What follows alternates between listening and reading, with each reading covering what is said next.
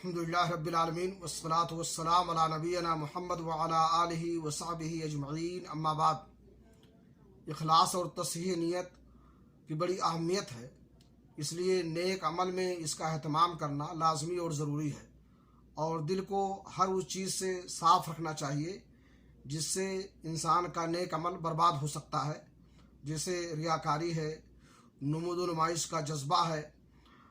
लेकिन चूँकि दिलों का हाल अल्लाह ताला ही जानता है, इसलिए नेक अमल की असल हकीकत क़यामत के दिन वाज़ेह होगी, जब अल्लाह रब्बुल आलमीन के दरबार से अच्छे और बुरे अमल का अजर और सवाब मिलेगा।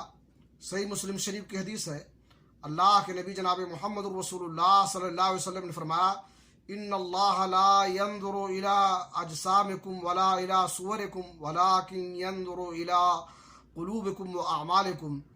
अल्लाह रब्बुल आलमीन तुम्हारे जिस्मों को और तुम्हारी शक्ल सूरत को नहीं देखता है, अल्लाह ताला तुम्हारे दिलों को और तुम्हारे आमाल को देखता है। इसलिए इंसान को चाहिए कि इस्लाह क़ल्ब के साथ नेक आमाल की कोशिश करे। अल्लाह रब्बुल आलमीन हमें इसकी तौफीक बख्शे।